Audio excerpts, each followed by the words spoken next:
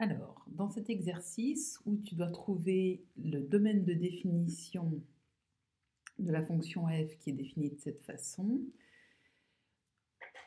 donc je t'indique ici qu'on n'a pas fait tous les calculs, ils ne sont pas tous détaillés, mais maintenant tu dois savoir les faire. Et donc, pour trouver le domaine de définition de ta fonction, tu commences par poser les conditions d'existence. Alors, tu vois qu'il y a un dénominateur, donc ici tu écris le dénominateur doit être différent de 0.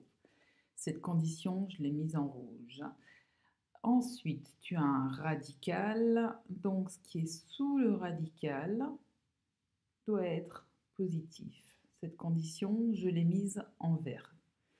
Et là, on voit bien que le radical, c'est que pour la partie qui est au numérateur. Sinon, on aurait un symbole qui irait tout en bas et le trait de fraction, il serait clairement sous le radical. Donc là, le radical, il concerne que le numérateur. C'est pour ça qu'ici, on a supérieur ou égal à 0. Au numérateur, il n'y a pas de problème. Alors, donc on a utilisé en fait les règles 1 et 2. On commence par voir, donc on fait le tableau de signes qui correspond à cette condition-là. Donc il faut d'abord que tu aies cherché les racines de l'équation 49x au carré moins 1 égale à 0. Mais ça, tu l'as vu en troisième, donc tu sais vite les trouver.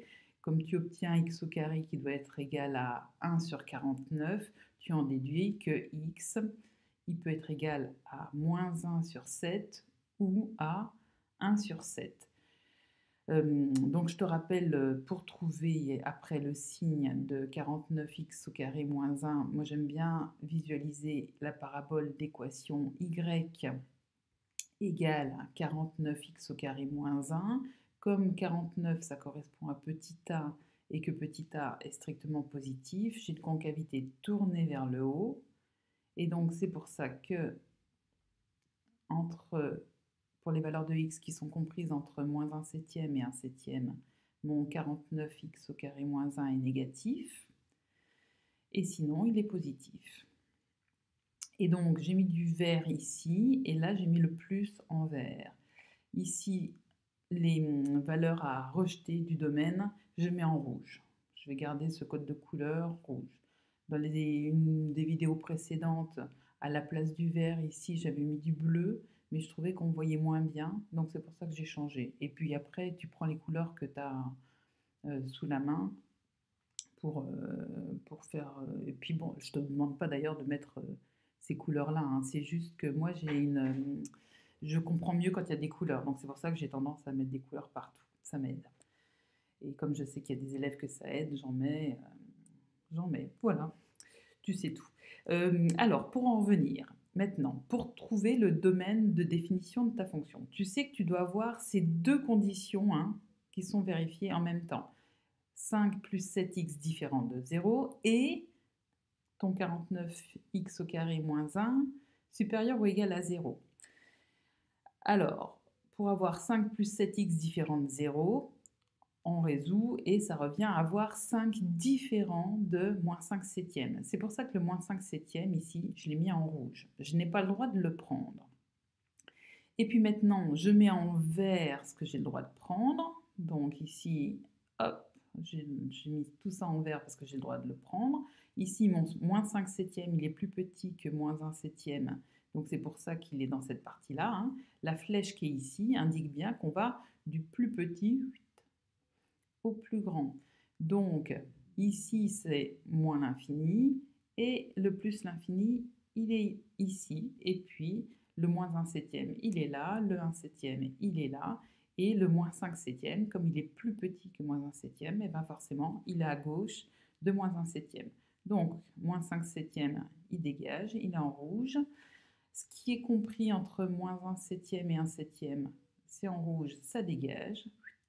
Et donc, pour mon domaine de f, j'ai le droit de prendre toutes les parties où il n'y a pas du rouge. Et donc, je vais de moins infini à moins 5 septièmes. À moins 5 septièmes, je n'ai pas le droit de le prendre, donc j'ai mon crochet tourné vers l'extérieur. U, Le U, ça veut dire union, donc je peux être dans cette partie-là ou dans cette partie-là qui correspond à ça. J'ai bien le crochet qui est tourné vers l'extérieur parce que j'ai pas le droit de prendre moins 5 septièmes.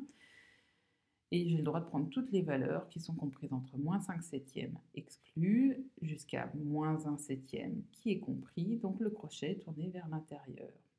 Cette partie-là, elle dégage, elle est en rouge, hein, ça correspond à ça. Et puis après, ben, j'ai le droit d'être dans cette partie verte. Le 1 septième, il est dedans, il est en vert, et je vais jusqu'à plus l'infini. Et donc voilà pour l'écriture du domaine de F. On aurait pu l'écrire autrement, mais franchement ici je te conseille cette écriture-là, parce que l'autre elle n'a pas vraiment d'intérêt, puis tu pourrais faire des erreurs en l'écrivant autrement. Donc voilà, et puis pour l'ensemble des zéros de F, donc j'ai pas détaillé les calculs, mais c'est toujours la même chose. Tu cherches les valeurs de x pour lesquelles f de x est égal à 0, donc tu cherches les valeurs de x pour lesquelles cette fraction est égale à 0. Une fraction est nulle si son numérateur est nul. Ok, donc en fait ça revient à dire pour quelle valeur de x on a un radical de 49x carré moins 1 égale à 0. Et un radical est nul si seulement 6 qui est sous le radical est nul.